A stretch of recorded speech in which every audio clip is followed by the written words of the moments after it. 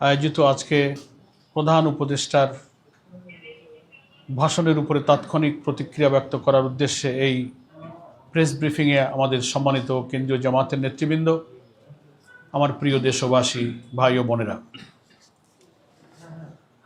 সবাই আমরা জেনেছি এবং অনেকেই আমরা শুনেছি দুপুর 2:30টার পর আমাদের প্রধান উপদেষ্টা জাতির উদ্দেশ্যে যে ভাষণ দিয়েছেন,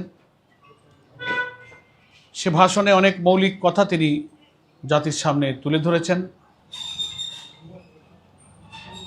বিদ্যমান রাজনৈতিক যে সংকট, বিদ্যমান রাষ্ট্র কাঠামোকে পরিবর্তন করে নতুন একটি রাষ্ট্র কাঠামোর উদ্দেশ্যে যে সংস্কার প্রস্তাব, যেটাকে জুলাই চার্টার বলা হয়, এবং সেই জুলাই সনদের আইনি ভিত্তি দেওয়ার প্রয়োজনে জাতীয় সংসদ নির্বাচনের পূর্বে গণভোট আয়োজনের যে গণদাবি, তারপরে একটি অবাধ এবং সুষ্ঠু নিরপেক্ষ নির্বাচনের যে দাবি জনগণ এতদিন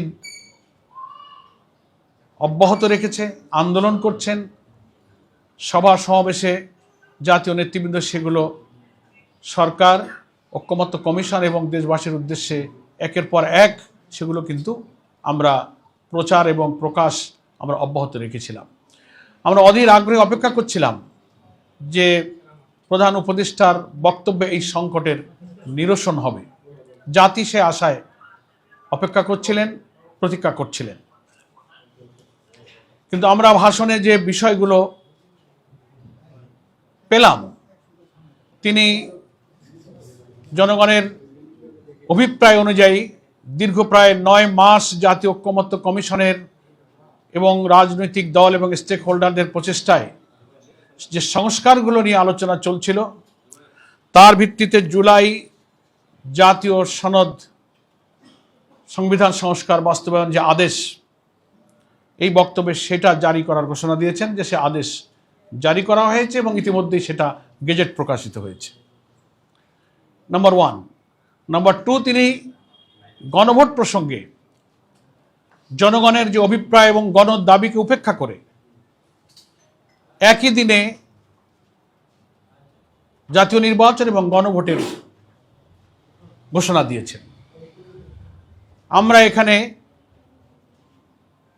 বাংলাদেশ জামাত ইসলামীর পক্ষ থেকে খুবই পরিষ্কার করে বলতে চাই যে প্রধান উপদেষ্টার একই দিনে গণভোট এবং জাতীয় নির্বাচনের ঘোষণায় জনগণের আকাঙ্ক্ষা পূর্ণ হয়নি। জনগণের যে অভিপ্রায় ছিল জুলাই সনদের আইনি ভিত্তি এবং জাতীয় নির্বাচনের আগে কি কি বিষয়ে সংস্কার হলো, নতুন প্রস্তাবিত জুলাই চার্টারের ভিত্তিতে সংবিধানের কি কি সংশোধনী প্রস্তাব যাচ্ছে, যে 48টি প্রস্তাবে আমরা সর্বসম্মত হয়েছি, সাংবিধানিক সংস্কার সহ অন্যান্য সংস্কার, এগুলো জাতীয় নির্বাচনের পূর্বে জাতিকে জানাতে হবে, ভোটাররা জানবেন, তার উপরে মাইন্ডসেট হবে, তারপরে তার উপরে হা না মতামত দেবেন। কিন্তু একই দিনে জাতীয় নির্বাচন, একই দিনে গণভোট হলে ভোটার তো সেই জুলাই চার্টার সম্পর্কে অবহিত হয়ে তিনি হা না ভোট দেবার পূর্বে তিনি তো সেটা আগে বুঝবেন, মাইন্ডসেট করবেন, অথচ একই দিনেই তাকে ওই সিদ্ধান্ত নিতে হবে, আবার একটা প্রতীকে তার জাতীয় নির্বাচনের ভোটও দিতে হবে। এটা একটা সংকট তৈরি করবে।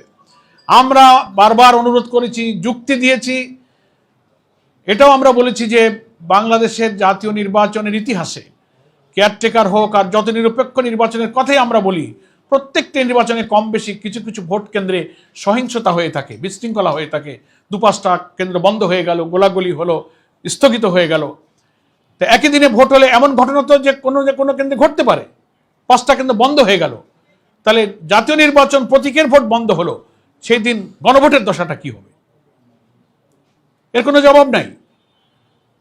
জুলাই সনদে এই যে 12.5 কোটি প্রায় ভোটার কি কি বিষয় হা বলবে না বলবে, বিফোর ন্যাশনাল ইলেকশন জাতিকে সেটা জানতে হবে, স্টাডি করতে হবে।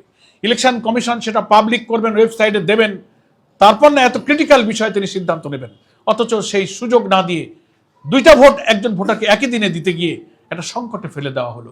আমরা যে সংকট নিরসনের জন্য বাংলাদেশ জামাত ইসলামী সহ 8টি ইসলামী এবং দেশপ্রেমিক সমমনা দল দাবি করে আসছি যে এই ভোটটা জাতীয় নির্বাচনের আগে করতে হবে।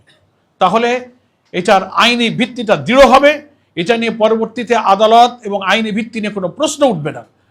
সেই সংকট কিন্তু রয়েই গেল, এই সংকটটা নিরসন হলো না। এটা হচ্ছে আমাদের জামায়াতে ইসলামীর আপাতত প্রতিক্রিয়া। আমাদের একই আন্দোলনের সাথী সহযোদ্ধা আরও 8টি রাজনৈতিক দল ইতিমধ্যেই প্রত্যেক দল তার নিজ নিজ দলীয় ফোরামে তাদের এই ভাষণের উপরে প্রতিক্রিয়া পর্যালোচনা নিজেরা করছেন, এবং পরে আমরা 8 দল সম্মিলিতভাবে আমাদের করণীয় ইনশাল্লাহ স্থির করব। আমাদের শীর্ষ নেতৃবৃন্দ বিস্তারিত পর্যালোচনার পর সে ব্যাপারে আমাদের আরও প্রতিক্রিয়া ব্যক্ত করব।